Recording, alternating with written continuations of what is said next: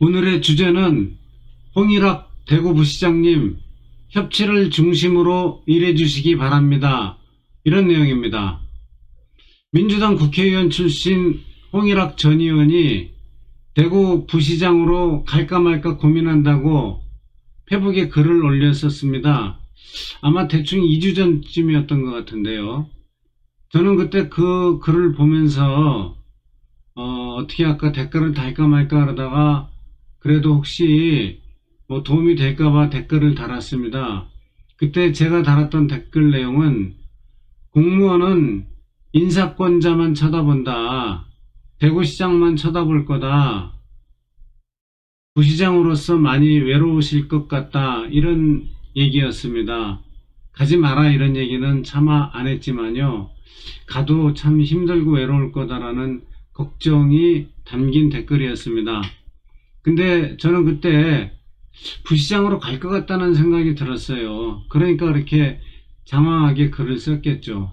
그리고 며칠 후에 결국은 갔다고 얘기를 하더라고요. 페북에서 봤습니다. 그 이후에 페북의 패친들의 댓글을 보면 민주당 지지자들이죠. 배신감 느낀다. 결국 개인적으로 취직한 거다. 잘 먹고 잘 살아라. 이젠 우리 당 아니다. 뭐 이런 얘기들이 좀 압도적으로 많더라고요.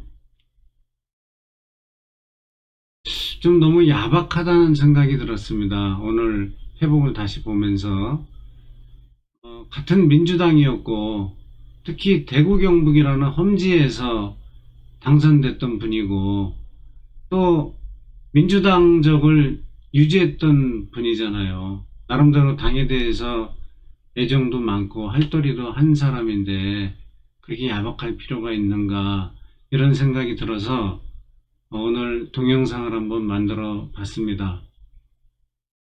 대구부시장으로 왜 오라고 그럴까요? 요구받는 일은 무엇일까요? 제 생각에는 아마 중앙정부로부터 예산 좀 따달라. 그래도 집권여당이니까 그거 잘하지 않겠느냐 이런 기대감일 겁니다.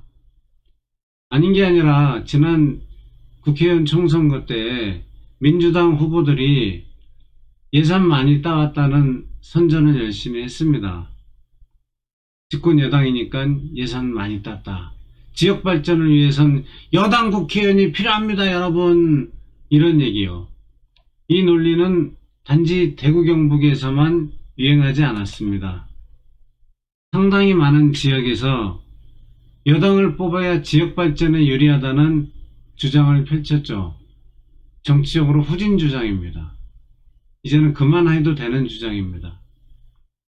똑같은 논리라면 결국 여야당이 다시 바뀌면 유권자는 다시 또 여당 후보를 지지해도 된다는 얘기예요. 그러면 결국은 선거라는 게 돈 많이 가져오는 사람 뽑는 게 선거인가? 말도 안 되는 얘기가 되는 거죠. 돈 가져와서 지역 발전시킬 수 있는 집권 여당의 힘 있는 후보 논리는 그렇기 때문에 정치 발전에 별로 기여하지 않습니다. 집권 여당의 힘 있는 후보 이런 얘기 정말 정적으로 후진 국가에서나 통용될 논리입니다. 없어져야 될 논리입니다. 뭐 정 급하니까 후보가 그런 주장했겠지만 그렇게 되면 자신만의 정치적 칼라, 자신만의 정치적 기반을 만드는 데는 실패하는 거죠. 특히 민주당은 그렇게 하면 안 됩니다. 그거는 구여권 논리거든요. 돈 많이 가져올 힘 있는 집권 여당의 후보. 이건 딱 전형적인 구여권의 논리이죠. 구여권 좋으라고 만든 논리고 그 논리를 민주당 후보가 계속 자기 힘이 있을 때 반복하면 자기는 자기 칼라를 지역 내에 만드는 데 실패한다는 얘기죠. 대구 경북에서는 민주당 후보를 전원 탈락시키고 이제 여당이 없다. 중앙정부에서 돈 가져올 통로가 없다라고 당황했다고 합니다. 정말 황당한 얘기죠. 민주당 후보는 돈 가져오는데 필요한 후보고 근데 자기네들이 다 떨어뜨려 놓고 나서는 이제는 돈 가져올 통로가 없다. 국회의원 용도는 돈 가지고 오는 건데 뭐 이렇게 보고 있다는 거죠 결국엔. 이 와중에 홍일학 전 의원이 예산 통로가 되려고 노력할 필요는 저는 없다고 봅니다. 혼자 뛴다고 성과가 있지도 않을 거거니와 또 설사 무슨 성과가 좀 있다 한들 그게 홍일학 전 의원의 성과가 될 리가 없죠. 통합당의 성과고 권영진 시장의 성과가 되겠죠. 저는 그렇게 뭐 남 좋은 일 하는데 본인한테는 아무 도움도 안 되는 일을 할 필요는 없다고 봅니다. 그게 지역 발전을 위해서 도움이 될까요? 낙선시킬 때는 언제고 이제 와서 돈심부름을 하니 좀 심하죠. 물론 이제 부시장 하기로 했으니 시장이 부탁하는 일을 완전히 개무시할 수는 없을 겁니다. 같이 해줘야죠. 중앙정부에서 예산 가져오는데 힘을 보태주십시오 그러면 보태줘야 되겠죠. 그거 하라고 부시장 시켰는데 어떻게 안 하겠어요. 근데 그 일만 하지 않았으면 좋겠어요. 그 일에 목 매지 않았으면 좋겠어요. 그 일에 올인하지 않았으면 좋겠어요. 그 일은 그냥 같이 하시되 또 다른 일, 더 중요한 일, 더 신경 써야 되는 일이 있다고 저는 생각합니다. 그 몇 가지 영역이 있을 거예요. 아마 그 시정을 감시하는 감사 역할, 옴부즈만 역할 이런 것들을 부시장이 좀 특별히 챙긴다든지 특별히 또 더 중요한 거는 저는 협치일 거라고 생각합니다.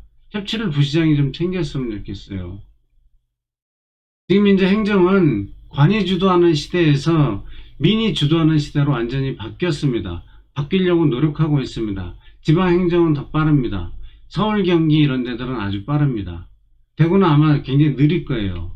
그거는 서울, 경기 등 민주당의 뛰어난 단체장들이 그런 일들을 막 추진해 나가고 있기 때문에 대구처럼 통합당이 하는 데들은 약간 좀 여전히 관중심이고 민은 동원 대상이나 되고 이럴 거라고 생각하지만 그럼에도 불구하고 거기도 시대적 흐름으로부터 완전히 동떨어져 있지는 않을 겁니다.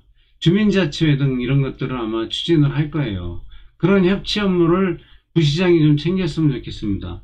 공무원들은 협치를 잘 못 챙겨요. 그리고 뭐 제가 볼 때 아마 그 대구시장이 그런 거 잘 챙길 것 같지도 않고 부시장님이 좀 그런 걸 챙겨서 대구 시민도 좀 이제 좀 새로운 인식, 새로운 세계가 오고 있다는 걸 좀 깨우쳤으면 좋겠어요. 그리고 또 직접 그런 걸 경험했으면 좋겠습니다. 바뀌지 않는 시민에게 예산 아무리 갖다 줘봐야 대구 경북은 그렇게 해서는 바뀌지 않습니다. 주민의 인식을 바꾸는 일에 주력하시는 것, 이게 부시장으로서 할 수 있는 그래도 가장 영양가 있고 가치 있는 일 아닐까 싶습니다. 예, 감사합니다.